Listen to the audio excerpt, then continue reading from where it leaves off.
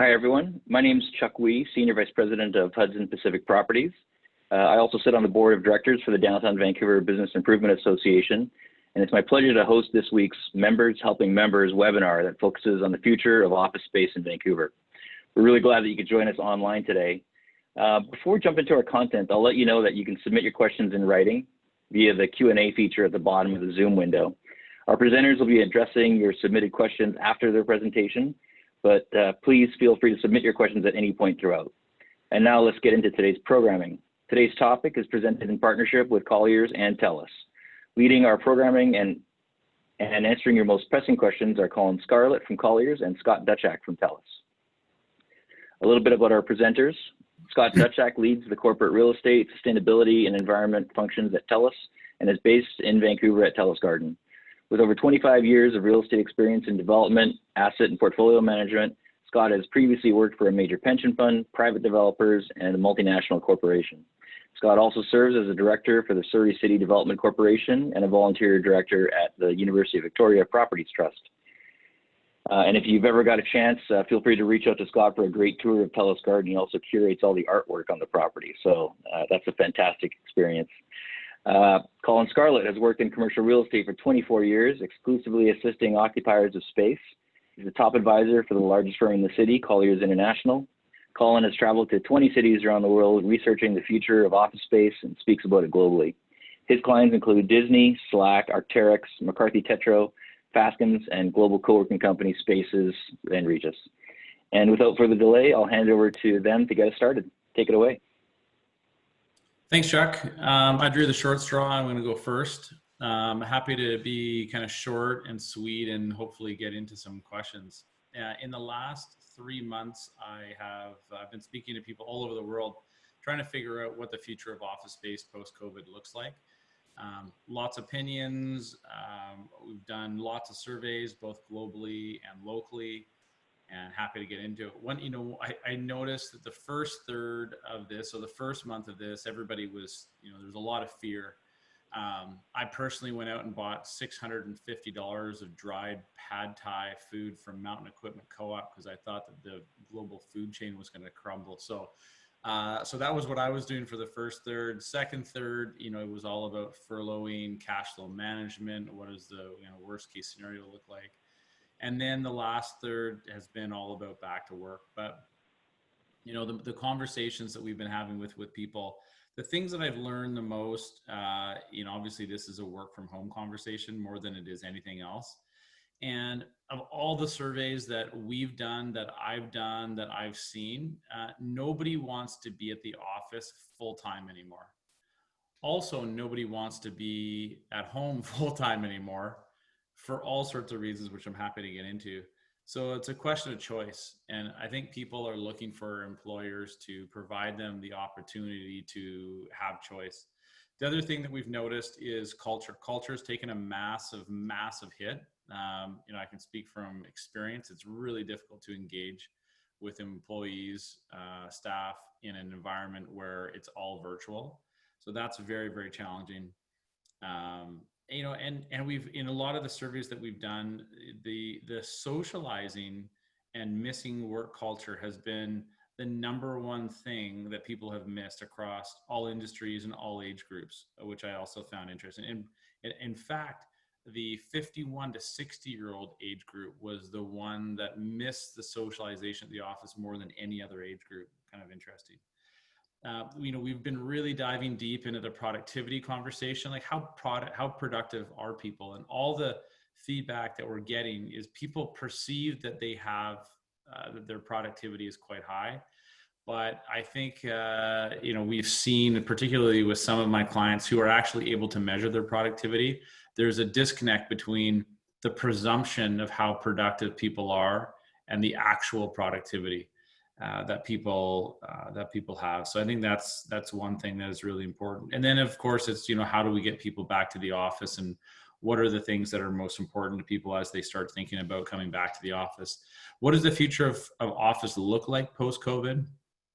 Nobody really knows, but from those that I've spoken with and my own thoughts, there's a finite amount of capital in the world, and if people have capital, it appears they're not super keen on investing it in drywall, furniture systems, carpet, and paint. It's an investment in employees, it's investment in technology. If you don't have capital, then you don't want to invest in that. I do think that the co-working model is going to see if they can get the safety and security down properly. I think they could be the winners in the short term, maybe even in the medium term.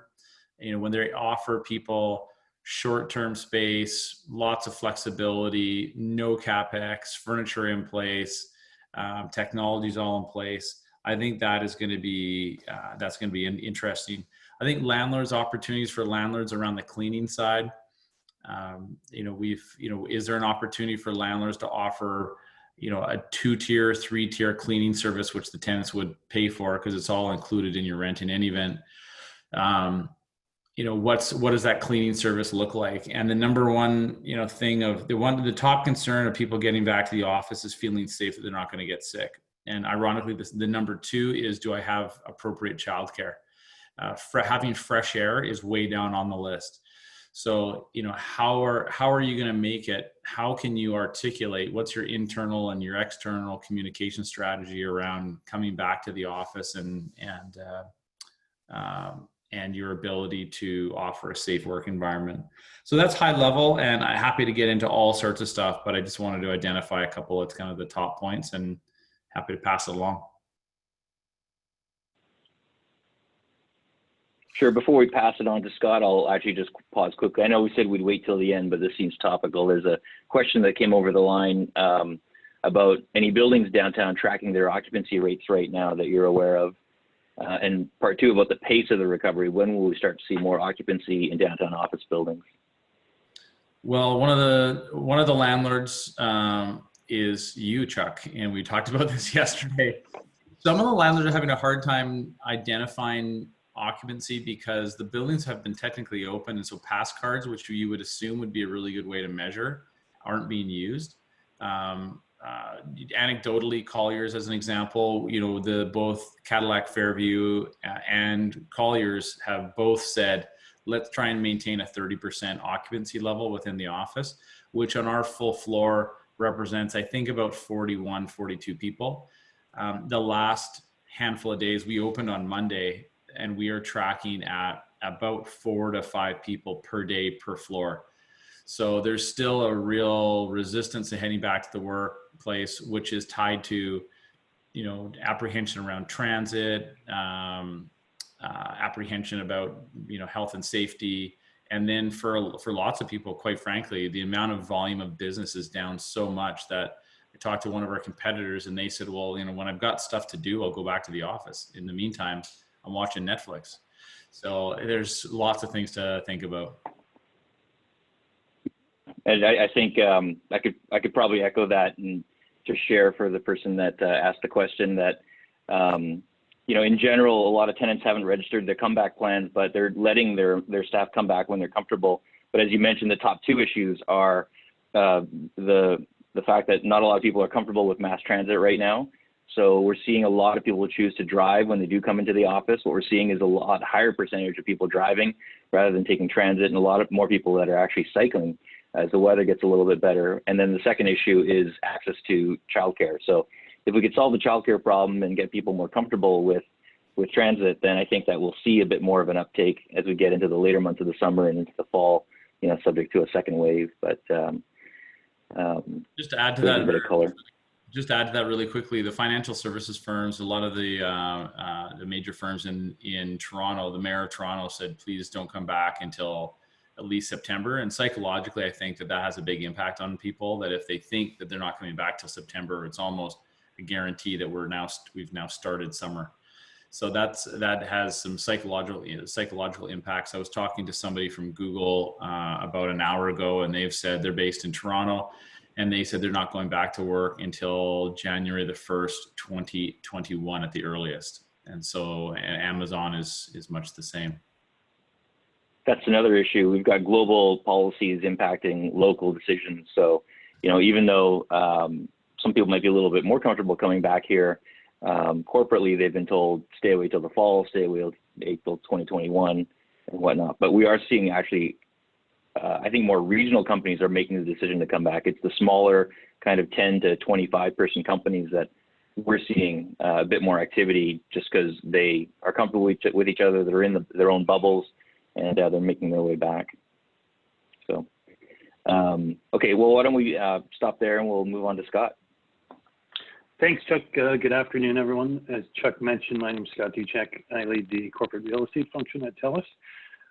I'd like to talk to you all today about TELUS's approach to our agile workforce and our offices, and especially in light of, I think, COVID-19, how we're handling it, and just discuss with you some of the challenges that we've seen with an agile workforce and how we're addressing those, and also talk about where we really see the future of the office going in light of not only having an agile workforce, but also COVID-19. So as many of you know, TELUS is a national company. We have 21,000 team members who use our offices across the country. Our office portfolio is around 4 million square feet, and that's from Victoria, BC out to Rimouski, Quebec. So we're quite diversified geographically. And our office space, the way we use our office space is perhaps a bit different than traditional office users. We have a registered trademark called Work Styles, and it's our Work Styles program that we talk a lot about. The program basically allows team members to work in a variety of settings, including the office, but also from home or even in between offices. So, as a technology company, it was kind of a good fit that, we empowered this agility through technologies and this choice of where to work through technology, but also through the development of what we call team norms and developing a real strong focus on corporate culture. So just a bit of context, in the early days, there's a lot of concern about, management, collaboration, culture, as Colin said, concern about missing that socializing piece with your team members, with your coworkers. So when we designed the original Work Styles program, our workforce was basically divided into 3 buckets. Around 30% of our team members were resident workers, which meant they were in the office. 30% worked from home. And then 40% are what we call mobile workers, and they could work at either home or in the office or any office for that matter. As we've become more comfortable with the concerns about management and organizational issues and the socializing and building culture, we've actually seen those numbers in those buckets, the numbers of people in those buckets evolve. So now we're closer to 20% in the office, down from 30%. We're at 35%, which is an increase from 30% working at home, and almost 45% are mobile. So we've seen this evolve over time. And the reason why I'm explaining all this is I think it's going to go back to, answering the question, what's the future of the workspace in a post-COVID-19 world? So why did we do it? Why did we implement Work Styles?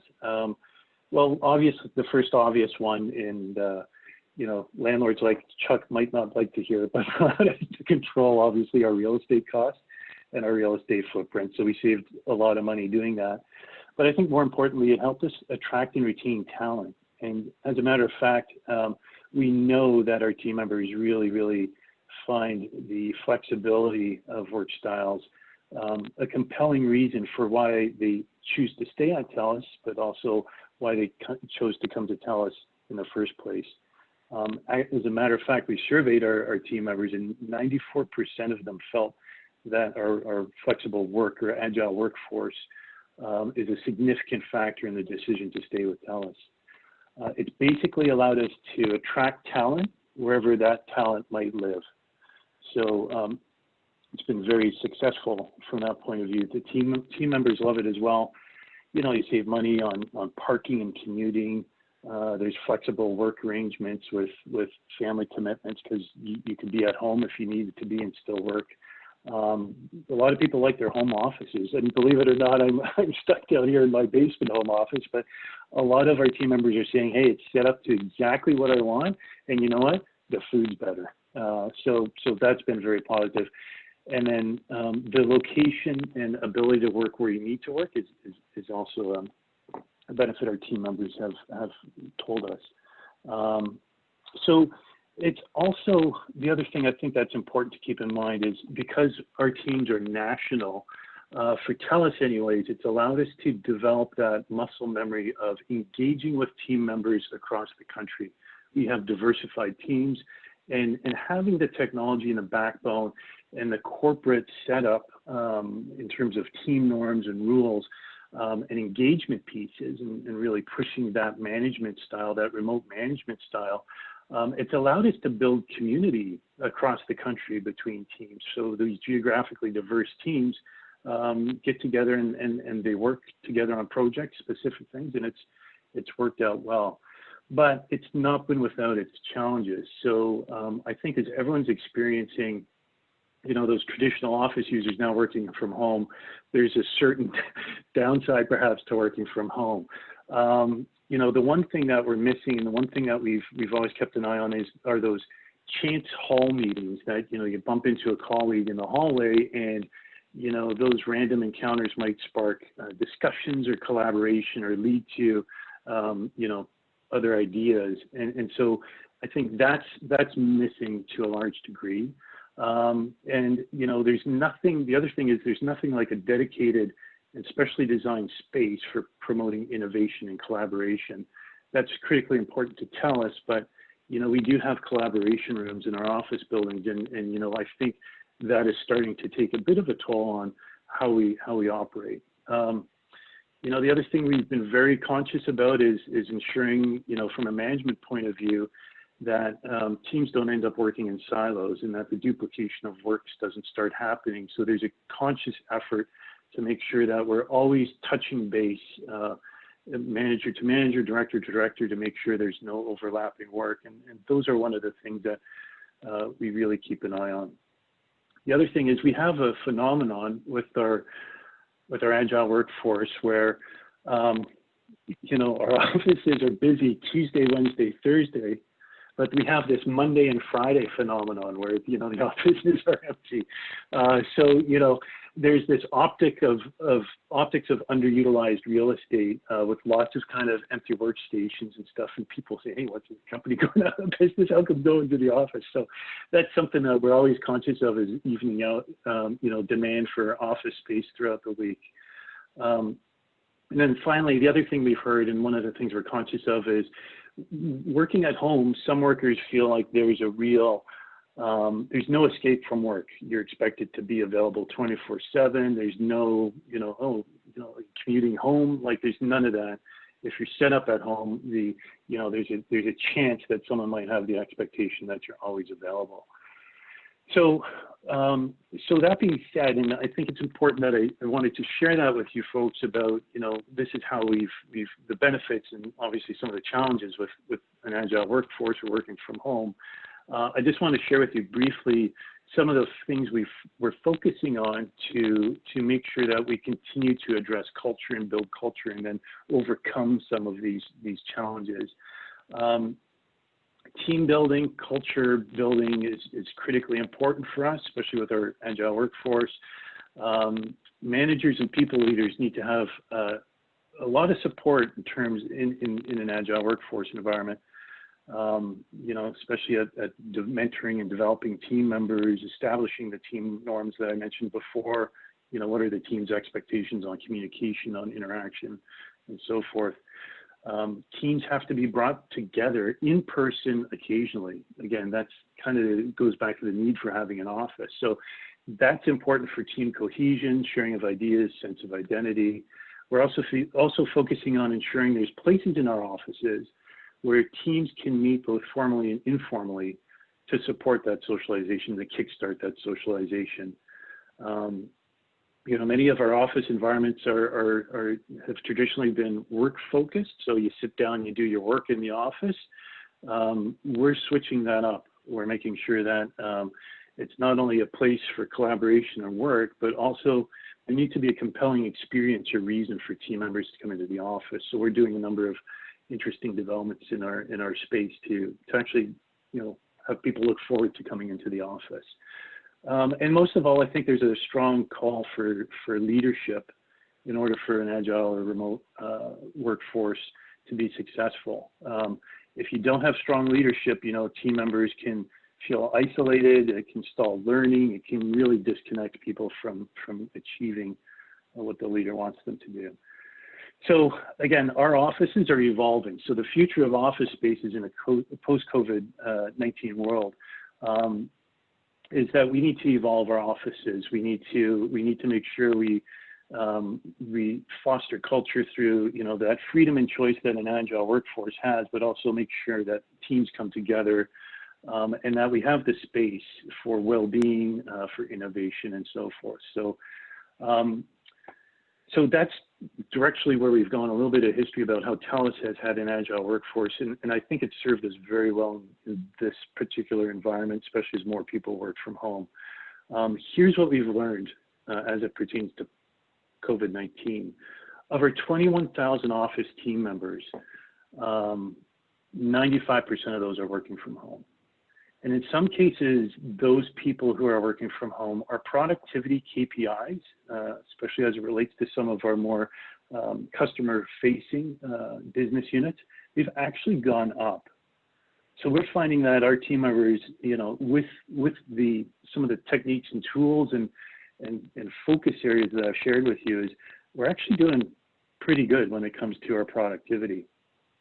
Of the 5% that have to go into the office, we're finding that they just need to go in for once a week type thing, or a few times per month, and that's really just to get special access to equipment or mail, for example, or check runs. So the past few months as well, we've been very diligent about opening up our buildings and getting them ready to invite team members back. And so what we've done, as I think a lot of people have been doing, is preparing their spaces, ensuring the 6-foot separation. We've actually been relying on advice from Telus Health. For those of you who don't know, Telus is also a health company, telehealth company now, and we have our own medical advisory committee that's been helping us, and we have some infectious disease experts helping us with that. That being said, it's likely we're not looking at opening our buildings, fully opening our buildings, until a vaccine or some sort of treatment is found. And again, the primary reason for that is our concern for the well-being and health of our team members. So what does that mean in terms of a long-term impact on our buildings? I would say COVID-19 and some of the learnings that we've taken, I think it's going to be a meaningful impact. I'm going to characterize it as meaningful. What do I mean by that? Recall I said there's those 3 buckets or 3 slices of the pie of our worker pool, 10 or 20% resident, mobile, work from home. I think that's going to skew quite a bit more to working from home and working mobile. I think we're going to see fewer and fewer people actually dedicated to working in the office. Over time, our actual, if we use a traditional real estate metric on utilization, our footprint per team member is continuing to decline. So it was like 200 square feet per team member in 2010. It was down to 180 square feet per team member pre-COVID. I think post-COVID, you're going to see that be around 130. So it's not that density is going up necessarily. It's just that, we're going to really be rationalizing a lot of our real estate footprint going forward. So we want to make sure post-COVID that we have the right amount of office space and that it's efficient and effective. We're changing our space, as I mentioned to you guys, more bookable workstations, more collaboration rooms, more event spaces, and better design. We want to make sure that we have high quality collaboration we spaces, as we call it in Telus, we spaces, not me spaces. And that means having buildings and offices that are capable of including a variety of work environments. So I don't think the traditional office is dead. Indeed, at TELUS, we haven't had a traditional office set up for years now. But I believe based on the lessons of COVID-19, we're going to see a little bit of a re-imaging, a reimagining of what activities actually take place in the offices. I personally believe there's a pent-up demand and hunger for people to come back into the office to revert to the normal. But some things, but if things change, like if there's a vaccine or a treatment, I think there'll be a pretty fast return to kind of pre-COVID work styles.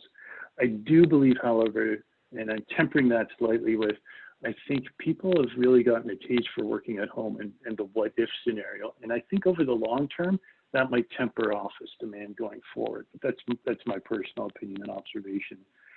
So I think TELUS is, just to sum up, TELUS's experience with COVID-19, with some of the lessons we've learned, we've demonstrated, even proved to ourselves and some of our customers that for the vast number of traditional office users, remote work is possible. However, we're seeing some of those challenges. I think TELUS has solved a lot of these issues and challenges, and we're pretty happy with how things are, but we still need to further evolve and use our office spaces slightly different post-COVID. So that's it in a nutshell. Chuck, if I can turn it back to you, I'd be happy to take any questions. Sure, that's great. Thanks, Scott. I think that's great insight. You know, when the DVBIA first started thinking about this session specifically in the future of office space, they asked a few of us office landlords to talk about it. And I said, I don't think anybody wants to hear from us because all we'll be talking about is how great the office is and how everyone should hurry back. But that was when we thought about you, Scott, specifically, because, you know, you guys are living in that world. You've been living in it for 10 to 12 years. I have friends that work at TELUS that have gone through the whole cycle of working at, you know, the Boot in Burnaby to maybe working remote or maybe coming in part-time at TELUS Garden. And I don't take any offense at all when you say, you know, we might not want to hear that people are going to choose to work remote, because I think it proves something that I've been saying for years, which is the office and the environment that we're trying to get people to work in has to work that much harder. You know, gone are the days of the server room with the individual coolers. Everyone is working off their phones, they're working off their laptops. And when they can work from anywhere, you got to give them a reason to, you know, be in the place where they can be most creative and most collaborative with their peers. So I think that's a great insight, great perspective. You know, when you look at TELUS specifically, and you look at TELUS Garden in Vancouver, a LEED Platinum brand new office building, you look at TELUS Sky in Calgary, and you look at your headquarters in Toronto and the growth that you're having in Toronto and the number of people that you can accommodate in that kind of real estate, I think it's a great model for people to look at. And I think that if Vancouver gets to the point again where we densify and people are scrambling for space and we do get through all of this, you know, I think that remote work is going to be one of the solutions that people are going to look to. I've got a few questions, and there's a few questions that are starting to come in for both of you, but maybe just to sort of stay on the TELUS theme for a second. You mentioned that there's about 20% of your workforce that you consider resident, that I guess it would come to the office. What is that prototypical office worker like? What drives them to show up more than other people? Yeah, for sure. It's a great question. We have, you know, some of our legal team, for example, needs special space for filings and you know, the corporate seals and access to those kind of things that we'd rather keep under lock and key. So we have a few of those team members for sure. We have other team members who are processing, believe it or not, paper checks still. So they need specialized equipment and paper payroll. So it's really that type of team member, Chuck, if that makes sense. They do need either security, privacy, or special equipment. In addition, we do have some contracts that require us to, you know, monitor networks and so forth. So they actually need a desk and they need a physical location in the office. That makes sense. You know, some of the law firms that are tenants of ours, we've seen them I would say maintain some level of occupancy, and they've led the way back in a lot of cases as they've had the same kind of constraints to work around. One of the questions that's coming in is there a perfect formula when it comes to balancing working from home with coming into the office? Should it be based on personal preference, or should there always be an element of in-person collaboration? Just a different angle of that question. I'm happy to. Sure. Go ahead, Cole. I was just going to say, if you are a capitalist, your goal is profitability, and the precursor to profitability is productivity. So how I explain this is that if, I think every client is going to require their own bespoke solution. So it's going to be tailored for that individual client. No two law firms, no two tech companies, no two real estate firms are exactly the same. So if there's an individual that is way more productive working from home, or having flex, or working in the office, let them. We have, Chuck knows who this is. We've got somebody in our office that works from their house in the Pacific Rim, and sometimes in the lobby lounge of the Pacific Rim. And that individual is actually very productive. And so if that person's more productive in that environment, well, then I am all for it. If somebody else in our office is more productive in their office, then, do whatever it takes to make them as productive as they possibly can. So it's incumbent upon the leadership team of an organization to really understand, you have global challenges of real estate costs and whatnot, but it also, I believe, you really need to get to the heart of the issue around productivity and profitability. And the other thing that's kind of an interesting point is that most people's real estate costs as a percentage of their overhead is between 3 and 6%. The biggest cost is labor. And so if you can really drive productivity around your labor, your 80% revenue engine, then, I believe that, the real estate should support that.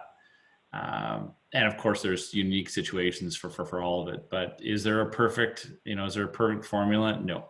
I think it's going to be unique for everybody. Mm-hmm. Yeah, Colin, I would just hook onto that and add on to that. I think you're exactly right.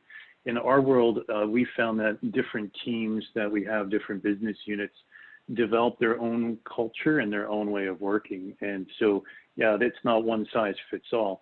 I think, however, there's a need to be consistent, organizationally consistent with what are the rules around, remote working and agile working. So, for example, you can't have certain people who can do it and some can't. Obviously, I think that offends a lot of people's sensibilities on that. But I think there needs to be a consistent approach on how you engage your employees about working from home. The other thing we found is, again, it was a best practice that we mentioned is, even though people can work remotely or agile, there's still a need to, bring people into a physical space. And that can be everything from onboarding someone and creating that sense of corporate identity and belonging that I think most team members need, but also just check in and get that face-to-face time. And I think that's kind of a baseline productivity, in my opinion, in terms of how people work. And we've really found that to be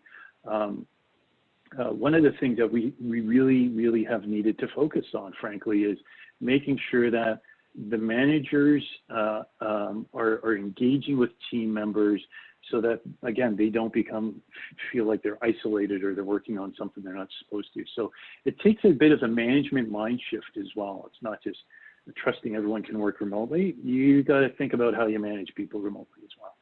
HR has become, in recent past, the most important issue in office space, and people are designing buildings around people. I think that office space has been and will continue to be the greatest weapon in the war for talent.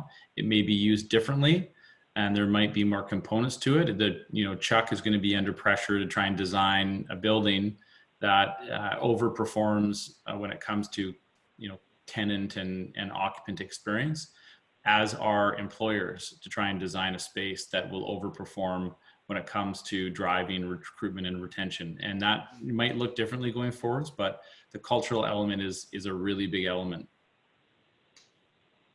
Agreed. Yeah, I think one of the quotes I heard about this topic was that we're not in the middle of a work from home experiment. We're in the middle of a do we have remote technology that works experiment. And we've proven that we do have technology that'll allow people to work remotely. The test on the balance between coming to the office and staying home is going to be when more people come to the office. And is there a tipping point when the people that go to the office get the promotions and get the better jobs and start to see their careers accelerate? Will other people be left behind? And will that, or can they accomplish that from home? Can they do it remotely? And as you say, Colin, I agree. It's like, when you consider the whole HR life cycle from onboarding somebody, mentoring them through, and succession planning, it's really difficult to imagine how that can be accomplished when you're on a full remote program. How do you transfer knowledge from the most senior to the most junior as fast as possible? And that's a competitive advantage, and you need a facility to do that. Anecdotally, one of my clients is a law firm. They have a suburban office. And I said to one of the income partners, I said, why would you not work from the suburban office? And this person said, if I'm working from the suburban office, the partners downtown can't see how hard I'm working, and my upward mobility in the organization slows dramatically. So I will make the hour 45-minute drive to work every day, no issues, because I need to work my way up the food chain. So there's all sorts of unknown consequences of all this, but it's important to talk about, obviously. I do wonder about the grads coming out of university and they get their first job, and this employer says, "Congratulations, go stay at home." Exactly. All right, another question coming in. Where do you see fully open concept style offices coming into play post-COVID? Was that a trend, and will it start to fade? Personally, I think that open concept. We've seen, I think people have short-term memories, and if we have a vaccine for this, I think you're going to find people will densify again, maybe not to the same degree. But if Chuck and I started around the same time ago, 25 years ago, where the average square foot per person was very easily 250 square feet, right? That got dropped to 200, 175, 150 square feet per person. I've got one visual effects client who's in 85 square feet per person. This person has said to me the other day, "Colin, we are in trouble. Like, we have no idea whether we're going to need 3 times as much space or whether we can move people from home." So is the open plan office going away? It's not. Will the size of workstations get bigger? They will. A lot of this has to do with capital. And so to go to an employer, for Scott to go to senior leadership and request, $20 million to buy new furniture to social distance, that might be challenging. So I think you're going to see a slow transition. And it'll be CapEx based, and it'll also be based on when someone's lease expires. If you have a lease expiring in 2 or 3 years, you're likely not going to spend the capital. If your lease has expired and you've moved into new space, well then, yeah, and you can probably spend the money, justify it. So I don't think it's going to densify. I think open plan is here to stay. Yeah, I'd agree with that. And the way I'm looking at this and the way I'm thinking about it is, okay, is there a vaccine or not for COVID? Do we have a resolution on that?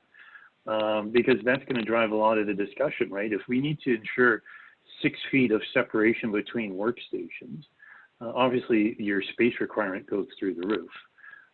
So if we put that aside, and again, just speaking for Telus, where we're going with it is we do have a lot of open space, workstations, open plan seating. But again, our focus going forward is more on the office as an experience and as a different way of working together, right? So it's more collaborative. It's more of a bento box. That's the way we think about it. It's, each guy, here's your place if you want to do your heads down working, and we'll have maybe an open plan area for maybe 6 or 7 people, and it's not a cube form, it's 6 or 7 people. Then we have the other section here where we have all of our technology we want to use for collaboration and mind mapping and that sort of thing. So it's really going to be different. So in our business anyways, and the way we're looking at things is, the open floor plan versus offices versus, it's not really relevant because we're changing how we're working. And I think, like I said, it's more of a bento box approach with what we want to use our office space for. So is it more of an agile platform where you can kind of show up in different places on the given day? Yeah, and how you want to work. So if your team and then your manager says, hey, we need to get into the office on Monday and Tuesday to push through this project, we're going to choose to reserve this workspace and this type of working, and that's how the space will be used. If you just want to get away from, I don't know, maybe the kids are being loud at home, you want to get in the office and put your head down and work. You can choose that style of working, and we'll have spaces available for that. Right. So the direct question on this was to Colin, have you seen any companies opt to lease more space or are looking to do so to accommodate their staff while adhering to social distancing? So is the spacing out driving the tour activity now? Are people actually looking for spaces that they can spread out more in? No, is the short answer. Activity, for the most part is still really, really quiet. I think that if, my advice to all of my clients is, to the extent that you can wait, because my fear is that people make really rash decisions, i.e. they take half their staff, move them from home without a strategy, without leadership training to work from home strategy. Or the opposite is they lease twice as much space because of social distancing, and then they've got to deal with the consequences. So if your lease expires, farther out, then, spend a lot of time really understanding what it is that you need and how you're going to manage yourself through it. So we haven't really seen anybody I personally haven't seen anybody take any more space because of this. Right. Yeah, and I'd agree with that, especially as we see people phasing in groups of A and B or ABC or 1 week on, 1 week off. There hasn't been the requirement because they can naturally spread out by grouping people back. But we have had a few tenants come to us saying, if we get to a point where we're not as comfortable, can we lease some swing space to just get us through a period until we can figure ourselves out? So I think that it's definitely top of mind for a lot of tenants. Sticking on the market, where do you see lease rates going post-COVID, Colin? Down. I think it's we're seeing more sublease we're seeing more subleases come to the market. The rents went up 20% in the last 12 months. I think it's going to be a real interesting challenge between landlords, tenants representatives. I think it's going to be really hard for a senior leadership team to go to the board or go to the CEO to get approval on the deal at a market high. It's a little tone deaf. There will be circumstances where you'll find space that's built out, ready to go, no CapEx. Those deals might end up being the same as deals that we've seen pre-COVID. There might be other circumstances where it's a smaller tenant, have had some challenges. You're just not going to be able to crank the rents like they've seen in the last 12 months. And keep in mind, rents have gone up 20%. So for them to come down 10%, it's still attractive rents. Still beating most people's pro formas. Right. I'll put my pro developer hat on, and I think our expectation is that we'll see the 20,000 tenant look for 15,000 feet of space that works awesome for them, and they'll be able to pay the same or a little bit more. And the 15,000 foot tenant will find 12,000 feet of space, and people will pay more for smarter space that works better for them. If they're going to phase people in or go to a 3-day work week or work more agile, they're going to want space that is just smarter, because they don't need a seat for everybody, but they'll pay for space that works better for everybody. And it goes back to the productivity argument. Yeah, totally. The only caveat would be if it costs them a ton of money to get a reduction of space, they might not do it. So that's the fine line. Yeah, it's the full total cost of leasing. Yeah. But I'm personally an optimist, and I think that other jurisdictions, whether they're American companies or other Canadian companies, will continue to look at Vancouver as a good place to be. So that's my optimist hat. Again, just I guess to both of you, do you think tech firms will enable a work from home policy permanently and think about abandoning the office space, especially those already existing in downtown Vancouver with a large square foot presence in the core of downtown? And Scott, I think about you guys as a tech company, so might be good for you to start in this one. Yeah, I don't think so. There's certainly other really large tech companies in downtown. And again, I think there's, similar to us, I think there is a need for in-person collaboration and everything I've just been talking about. No, I think the way they use their office space will be different, perhaps. But I don't think there's an absolute expectation that they're going to walk away from the office at all. I just don't see that the case. Like I said, I think it might be tempered a little bit, the amount of space that we see the office market going in Vancouver, but I think they'll definitely still be using their office space, just maybe in a slightly different way. Right. And maybe a side question about technology I had scribbled down because we're starting to hear more about it, but a lot of tech companies are starting to use monitoring software. Do you see that as something that could be picking up as a trend? If you're going to have 70% of your people work remote, we know that there's only a smaller percentage of that can successfully work remote.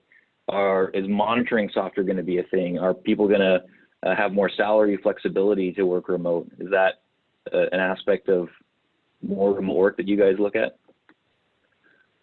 So we don't monitor people that are working remote. I think there's not a software solution to monitoring people that we do. I think where the monitoring, and I think where the question is going is, it's more about how do we manage remotely and how do we ensure productivity through management. And that's what TELUS chooses to do is, pick up the phone, jump on Zoom or Google Meets or whatever we want to do.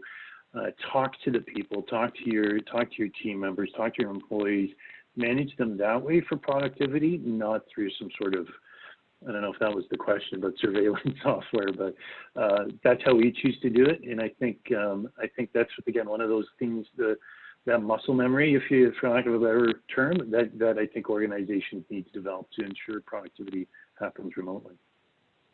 Right.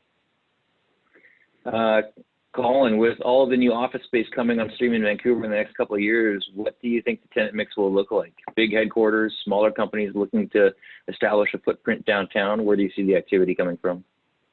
Yeah, you know what? I wouldn't bet against Vancouver, and so I think that the fundamentals are still really strong. I'm a huge fan of Donald Trump canceling the H-1B visa because I think that means there's going to be more activity up here, and we've already seen that. So best news I've heard all week.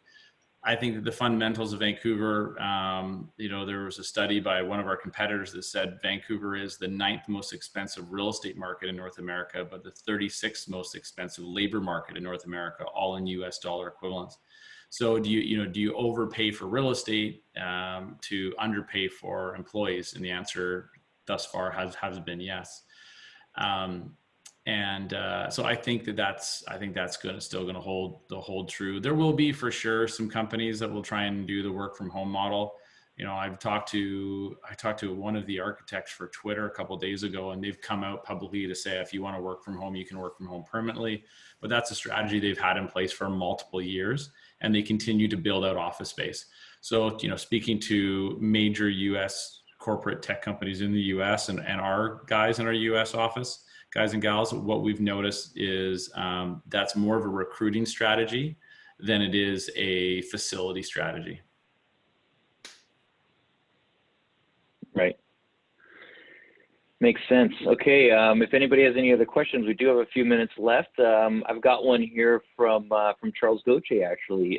Scott, can you provide more details about what compelling space looks like? Are they typically larger, require more square footage? So maybe let's go back to the people that are in the office and the bento box. Like if you're a day in the life of a TELUS employee and you've got sort of a 50-50 work from home and coming into the office, what kind of experience can you have when you come in? Yeah, so there's a whole bunch of different work styles that we have in our portfolio, and keep in mind we're always constantly evolving it. So maybe I'll walk you through a TELUS team member working at TELUS Sky, our brand new building that we opened in Calgary just in the past few weeks. Unfortunately, no one's going back in because of COVID, but that's our latest and greatest. So the day before, even the morning of, you can actually jump online before you leave your house and say, I want to reserve this desk or I want to reserve this meeting room. And again, it's task oriented. So what do you want to accomplish in the office that day? We have different styles of work environments, from the high table, kind of, family table, type of approach to actual, workstations and that sort of thing, to collaboration rooms that have smart boards in them, for example, and are complete. The connectivity is tremendous there. So there's a ton of those spaces. As well, our teaming areas. So if we want to bring our teams together, to Charles' question, I guess with like our event spaces, for example, Chuck, you've been through Telus Garden. We have a number of different spaces there that we use for different events, from our fifth floor large gathering event space all the way up to the rooftop. So there's those different types of spaces that we use to ensure that flexibility. So that, again, a team member can choose ahead of time where they want to work, how they want to work, what they're working on.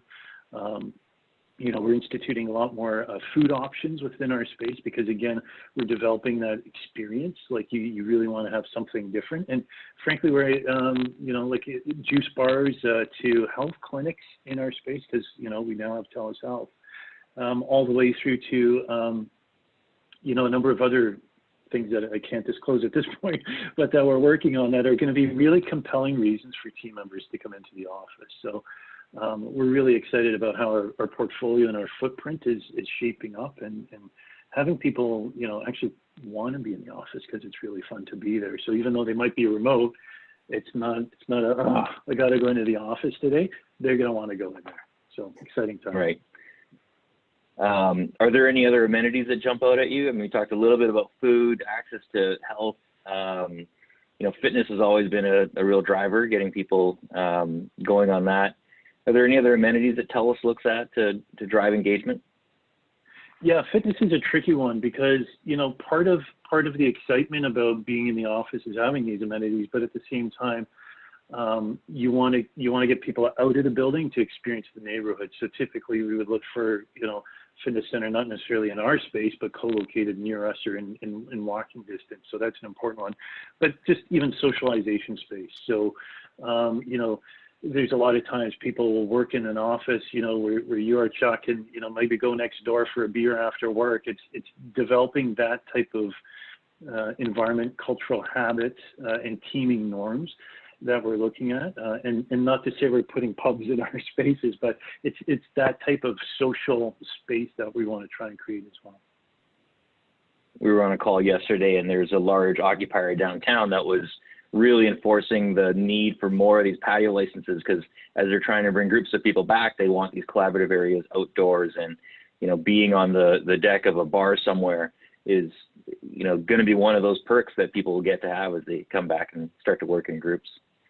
I think we got time for one more question, and I might even take this one because it's specifically about landlords and property managers, and it's what direction do we think that landlords and property managers will track and monitor the number of people in the buildings and office space to ensure tenants follow new policies? Any thoughts? And as a landlord with a huge number of tenants that are obviously concerned about things like privacy, one of the things we are doing is watching what the demand from tenants actually is. So we're going to be reactive. There's a prominent privacy lawyer in town that told me on a call about a month ago, he said, privacy can be fluid. And in times like these, when people expect, responsible property managers to take more steps, there can be, some flexibility in that. So to count number of people that are coming in to try and maintain some sense of order and not overload HVAC systems, I think as tenants will start to expect some of that, we'll see landlords start to address some of that. There's even been talks about landlords that take certain measures can get on a certification for, coronavirus or pandemic type responses. And, you might have a LEED building and a building that's also rated for their ability to react to pandemic policies. So I think those are things that we'll start to see come up in the future. With respect to parking, while people are still cautious about distancing on public transit and we expect more cars on the road, what are your thoughts on how to deal with increased need for parking space, short-term versus long-term? Either of you? I just bought an electric bike. I'm gonna ride to work with Chuck. We encourage our team members to use public transit, and that's part of the concern about the return to the office is do people feel safe on SkyTrain. But yeah, we're leaving it up to our team members how they want to get to the office these days. I think there's I personally think. I think there's I'm just going to say, check that I think there's an excess number of parking stalls. There has been downtown. And so I think there's enough, parking stalls to satisfy the demand. Yeah. I think work casual is here to stay. It's one of the things we were talking about. And if you're not wearing a suit, you might be better suited to ride your bike 4 seasons now instead of just in the summer and spring. I also think that there's an element here that's going to be about car share. So not just things like Evo, but I think Uber and Lyft will see a bit more demand as people want to be, either in a bubble with somebody coming downtown or get their own ride and dropped off as parking rates start to be impacted. And I'm getting the hook. We have 5 minutes left. So any closing comments for you guys? If anyone's interested in talking to tell us about what we've done, more than happy to answer any questions after this. So. Same holds for me. I got lots of time these days, so I'm more than happy to talk. Okay, sounds good. If anybody wants to buy some pad thai, some packaged pad thai, I've got some extras. That's great. Okay, so thank you again to Colin and Scott for your great content today and for fielding questions from the membership. We appreciate your time. To the participants today, you'll be receiving a follow-up survey via email this afternoon. We appreciate hearing from you and hope you'll find a few moments to fill out the survey and let us know how we did today. We'd also love to hear from you about topics that we can cover in future webinars, so please let us know. That's it for today. Thanks, everyone, and we'll see you next time. Thanks, guys. Thank you.